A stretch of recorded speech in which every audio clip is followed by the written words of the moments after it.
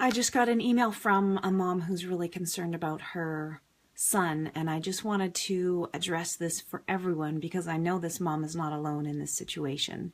So her son is 16 and he's skipped class yesterday, and he told his mom it's because he was spending some time with his friend who just got dumped, and she was talking about taking her own life. Now, I wish that this kind of situation was not as common as it is, but I know that for so many adolescents, the feelings they experience are so intense that that experience of someone breaking up with them leads them to contemplate taking their own life because they have never felt such a wave of intense emotions and they don't know how to handle it. And I know sometimes from an adult perspective, we feel like that is so out of proportion that we can't even wrap our minds around it. And it is an out of proportion response, but it is a very real response for so many adolescents.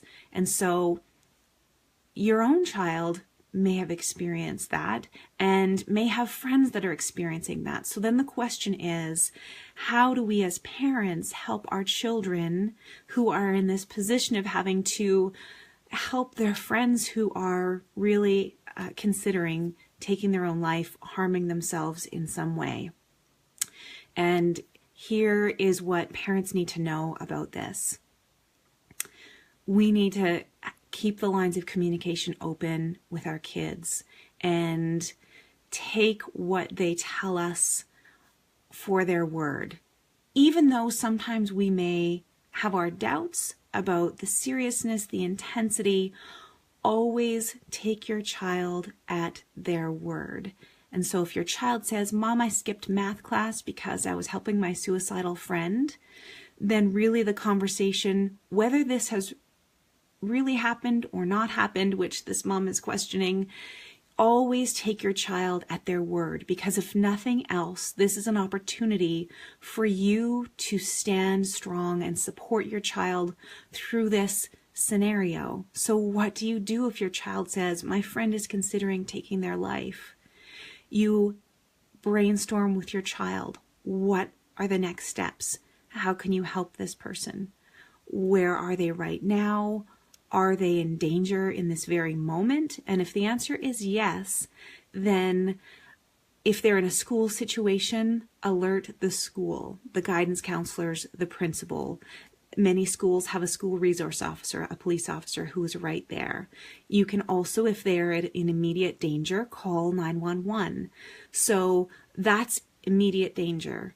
If your child feels that their friend is not in immediate danger, then it's really supporting your child as they encourage their friend to reach out for support.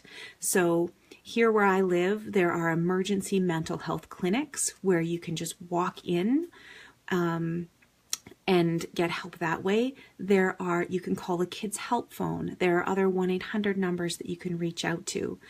In many cities, there is a 211 or a 311, and they can connect you with mental health resources. Schools have people right within the school who are trained to address mental health issues, guidance counselors, principals, assistant principals. So it's getting your teen to talk to their friend about reaching out for help.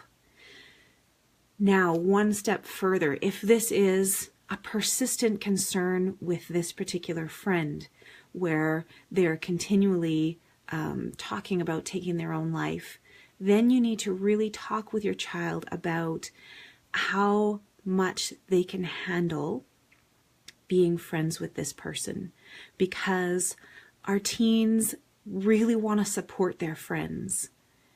And we also have to help our teens understand how they can do what they can. But if this is starting to drain them, overwhelm them, be more than they can handle, then they need to support themselves and protect themselves from that situation and recognize they have done what they can, but this problem is bigger than they are.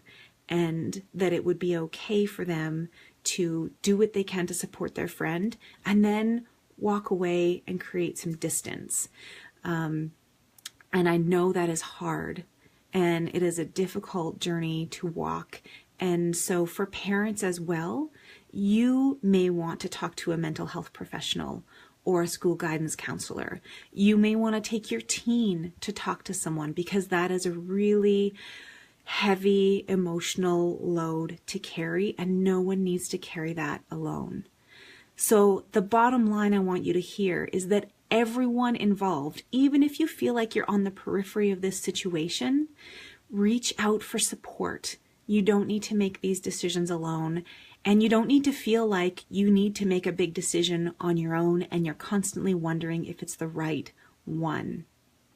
Please remember, I am an educator, and my job is to help point people in the direction of the resources they need. When it comes to mental health, you need to have a team around you, medical professionals, medical doctors. It may take emergency medical workers, psychologists, school counselors.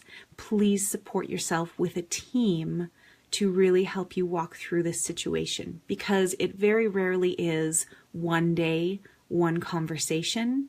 This can take days and weeks to unfold and to process all of the emotions around this experience. So I hope that is helpful for all of you who have found yourself in a similar situation. These are one of those situations that we just wish our kids weren't in this position, and here they are, and we're left scrambling for figuring out what to do. So I hope that's given you a bit of a playlist to know where to go next. Please don't feel like you need to handle this alone.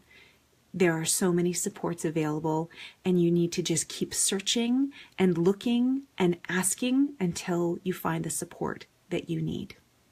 Okay, everyone, until next time, bye-bye.